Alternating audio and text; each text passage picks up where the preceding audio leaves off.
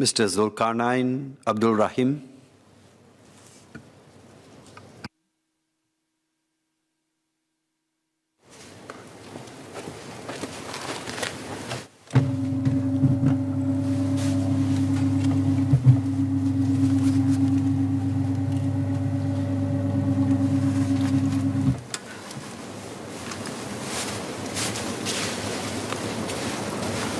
Mr. Deputy Speaker, sir, I stand in support of the bill. I declare that I'm a practicing lawyer.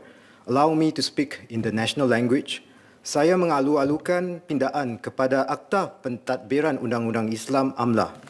Khususnya, pindaan ini membolehkan Mahkamah Syariah dan Daftar Perkahwinan Orang Islam ROMM untuk menggunakan proses digital bagi pentadbiran mahkamah dan majlis akad nikah. Pindaan ini mengemaskini pentadbiran perkahwinan dan perceraian orang Islam. Ia juga meningkatkan sokongan yang diberi kepada keluarga yang melalui proses perceraian, terutamanya anak-anak. Ini selaras dengan perkembangan yang lebih luas dalam Undang-Undang Keluarga di bawah Piagam Wanita yang baru sahaja dikemaskini. Proses digital juga boleh membolehkan Mahkamah Syariah dan ROMM untuk memanfaatkan teknologi dan menyelaraskan perkhidmatan dan memudahkan akses kepada masyarakat. Ini penting supaya kita bersiap sedia untuk menghadapi cabaran yang akan datang, termasuk pandemik baru di masa depan. Sebagai contoh, dahulu Mahkamah Syariah tidak mempunyai sistem pemfailan dokumen secara elektronik seperti Mahkamah Tinggi atau Mahkamah Keluarga. Kira-kira beberapa minggu semasa tempoh pemutus litar, tiada perbicaraan boleh dijalankan kerana tiada peruntukan untuk perbicaraan secara maya atau dalam talian. Kini, Mahkamah Syariah sudah pun menjalankan perbicaraan dan prosiding mahkamah melalui video. Justru, pindaan ini sebenarnya mencerminkan apa yang sudah dipraktikkan di mahkamah, iaitu penggunaan pautan video melalui Webex dan sebagainya. Persiapan ini semua akan membina daya tahan yang lebih tinggi dalam penyampaian perkhidmatan oleh Mahkamah Syariah dan sekaligus memperkasakan Mahkamah Syariah untuk menangani situasi baru di masa depan. Dalam ucapan saya mengenai pindaan kepada rang undang-undang Piagam Wanita baru-baru ini, saya membentangkan bagaimana pengalaman Mahkamah Syariah telah berjaya dalam menggabungkan kaunseling dan program bertumpukan kanak-kanak untuk membantu proses perceraian dalam mahkamah. Dengan pindaan kepada AMLA, apakah penyelarasan yang boleh dibuat antara AMLA dan Piagam Wanita yang dipindah baru-baru ini untuk menyokong lagi keluarga dan anak-anak yang melalui perceraian? Di sini saya akan memberi tumpuan kepada 4 perkara dalam pindaan akta ini. Pertama, perbicaraan tanpa hujah-hujah lisan. Kedua, penjelasan tentang status hakam. Ketiga, sekatan akses kepada daftar perkahwinan orang Islam. Keempat, peranan mufti dalam memberi keterangan ke mahkamah. Pertama, pindaan kepada Seksyen 35B membenarkan Mahkamah Syariah atau lembaga rayuan untuk meneruskan perbicaraan tanpa mendengar hujah lisan. Ini konsisten dengan perubahan lain dalam bidang kuasa sivil yang membenarkan penentuan melalui dokumen sahaja dalam kes-kes tertentu. Ini bukan sahaja akan menjimatkan kos tetapi meningkatkan lagi masa yang diperlukan untuk sebuah kes perceraian. Saya ingin mengalih perhatian pada Seksyen 35B Subseksyen 2 yang tidak membenarkan mahkamah untuk meneruskan perbicaraan tanpa hujah lisan jika sebahagian daripada prosiding sudah pun mempunyai keterangan lisan yang sudah diberikan. Soalan saya, bagaimana pula dengan situasi di mana seorang plaintiff telah memberikan keterangan lisan tetapi pihak defendant kemudiannya gagal atau enggan mengambil bahagian dalam prosiding selanjutnya? Lazimnya dalam senario itu, mahkamah mendengar kes itu tanpa kehadiran defendant dan membuat perintah yang diperlukan. Tetapi ini bermakna si plaintiff perlu hadir dan perlu membiayai kos dan meluangkan masa untuk menjalani perbicaraan lisan. Saya ingin menyarankan jika mahkamah boleh membuat keputusan untuk meneruskan perbicaraan itu tanpa hujah-hujah lisan juga. Pindaan ini juga membolehkan Lembaga Rayuan MUIS untuk memutuskan bahawa hujah-hujah lisan tidak diperlukan setelah hujah-hujah bertulis telah difail.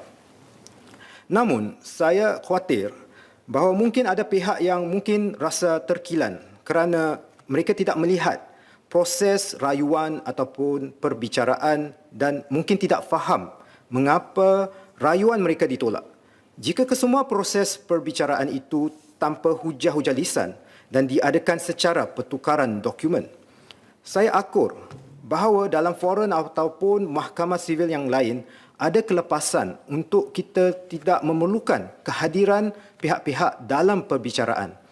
Namun lazimnya, di perbicaraan Lembaga Rayuan MUIS setakat ini, pihak-pihak boleh hadir dan dapat memerhatikan prosiding sepenuhnya, walaupun mungkin keputusan muktamad mahkamah akan diterbitkan atau diberikan beberapa minggu kemudian. Inilah proses yang telah pun dibiasakan oleh peguam mahkamah dan pihak-pihak yang melalui proses perceraian di Singapura selama ini. Oleh itu, saya risau jika ada kesan terhadap persepsi pihak-pihak dan masyarakat tentang proses keadilan yang mungkin tidak ketara bagi mereka kerana mereka tidak dapat memerhatikan prosiding berikut. Usah kita dalam mengejar kecekapan dan keberkesanan dalam pentadbiran proses mahkamah yang digendong pula keciciran.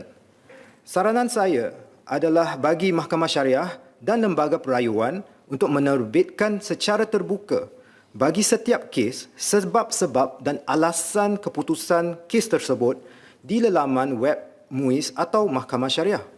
Ini akan membantu pihak berkenaan untuk memahami bahawa walaupun tiada perbicaraan atau hujah lisan, kes mereka telah dikaji dengan teliti dalam bentuk bertulis. Kedua, status pelantikan hakam. Saya setuju dengan menggantikan perkataan arbitration dan arbitrators dengan hakam sahaja. Ini kerana arbitration atau timbang tara mempunyai maksud teknikal yang berbanding dengan hakam. Saya juga bersetuju dengan pindaan yang membenarkan Mahkamah Syariah untuk memberi kebenaran kepada hakam yang asal untuk melafazkan cerai sekiranya suami enggan membenarkan hakam melafazkan cerai. Ini adalah kerana dalam kes-kes tertentu ada yang dengan sengaja tidak mahu membenarkan hakam atau enggan membuat pembayaran yuran hakam dan ini akan melambatkan lagi proses perceraian. Ada beza pendapat di kalangan ulama tentang sama ada suami mesti secara nyata bersetuju untuk mewakilkan kuasanya atau haknya untuk menceraikan isteri kepada hakam dalam proses perceraian. Dalam satu kes Lembaga Rayuan MUIS iaitu Azman bin Abdul Rani v. Rahmah binti Ramli 1998 1 SSAR 93, pewakilan hak ini dikatakan sebagai sesuatu yang amat penting. Oleh itu, saya mengalu-alukan pindaan ini yang menjelaskan bahawa hakam boleh melafazkan cerai jika tiada kuasa penuh daripada pihak masing-masing.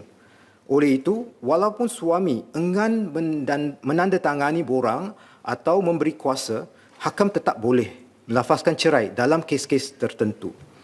Namun begitu, saya fikir ia masih berguna untuk menjelaskan lagi skop peranan hakam.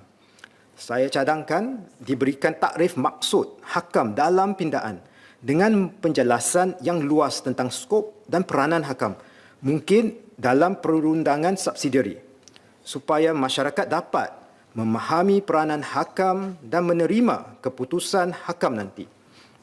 Beralih pula kepada kos pembayaran hakam. Dalam beberapa kes, ada juga yang enggan membuat bayaran kos hakam. Supaya tidak melengahkan lagi prosiding perceraian, bolehkah Mahkamah Syariah memerintah pembayaran tersebut diperuntukkan daripada bahagian aset ataupun tuntutan pihak berkenaan supaya prosiding perceraian dapat diteruskan dengan lancar. Ketiga, sekatan akses kepada daftar perkahwinan orang Islam. Seksyen 143 sebelumnya memperuntukkan bahawa mana-mana pihak boleh memohon kepada pendaftar untuk memeriksa dan mendapatkan salinan ataupun maklumat daripada ROMM dan daftar pembatalan perceraian. Pindaan kini adalah untuk menyekat akses kepada daftar perkahwinan orang Islam sahaja. Sebab yang diutarakan yang oleh pihak kementerian dalam hasil perundingan rang undang-undang bertarikh 12 Oktober 2021 ialah bahawa sekatan akses adalah selaras dengan dasar yang lebih luas mengenai perlindungan maklumat peribadi. Saya bersetuju dengan melindungi data peribadi dan menghadkan akses kepada kelas orang yang ditetapkan. Di sini saya ingin menanya, apakah golongan yang dibenarkan akses kepada daftar perkahwinan? Ini penting kerana ia melibatkan unsur kepentingan orang awam bagi perkahwinan orang Islam di sini dan di luar negara. Sebagai contoh, pihak keluarga ataupun bakal pengantin perempuan di luar negara mungkin memerlukan bukti atau akses kepada status perkahwinan pengantin lelaki warga negara Singapura atau yang bermastautin di Singapura. Sebaliknya, tiada sekatan untuk memohon salinan dari daftar perceraian.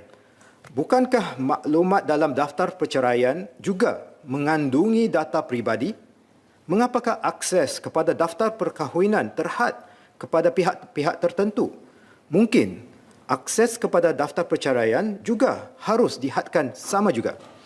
Saya menyarankan bahawa mungkin proses mahkamah sivil untuk permintaan dan pemeriksaan dokumen mahkamah boleh diterapkan. Dalam proses sivil, pihak yang meminta perlu memfailkan permintaan untuk memeriksa dan mendapatkan salinan dokumen mahkamah. Sebelum diberi kebenaran, pihak itu perlu memberikan alasan dan dalam kes-kes tertentu dipanggil untuk hadir di hadapan pendaftar untuk memberikan penjelasan yang secukupnya sebelum diberikan kebenaran untuk memeriksa dan mendapatkan salinan ataupun dokumen mahkamah. Di sini mungkin pendaftar ROMM boleh menggunakan piawaian yang sama untuk permintaan sama ada bagi daftar perceraian maupun daftar perkahwinan. Akhir sekali, peranan mufti untuk memberi keterangan.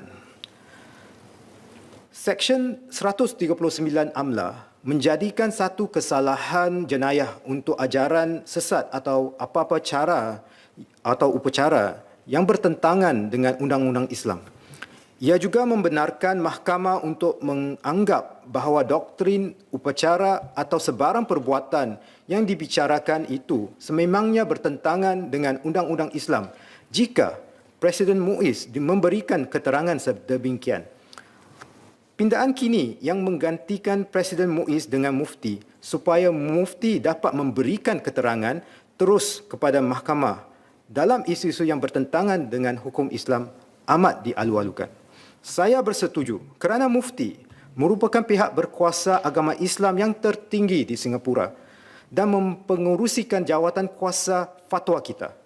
Justru, kedudukan mufti lebih sesuai untuk memberi keterangan di mahkamah mengenai undang-undang Islam dan mahkamah akan mengikut bukti keterangan mufti. Di sini saya juga ingin bertanya, mengapakah perkara yang sama tidak dapat diterapkan pada Seksyen 114 AMLA berkenaan bukti dalam isu-isu faraid dan pewarisan dalam undang-undang Islam. Kini, Seksyen 114 AMLA membuat rujukan kepada sebuah senarai kitab agama yang ditetapkan. Saya difahamkan perkara ini masih lagi dipertimbangkan buat masa hadapan. Namun, saya sarankan sebagaimana Seksyen 139 diubah, Seksyen 114 AMLA juga pula perlu merujuk kepada mufti jika ada persoalan undang-undang Islam dalam isu-isu faraid atau pewarisan. Ini boleh membantu memupuk keputusan mahkamah yang lebih muktamad dan konsisten.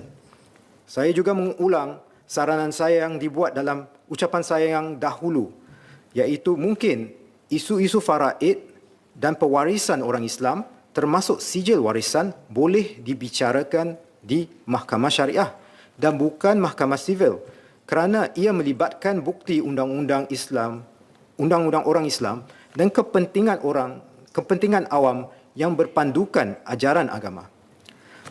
Mr. Deputy Speaker, sir, notwithstanding my clarifications, I stand in support of this bill.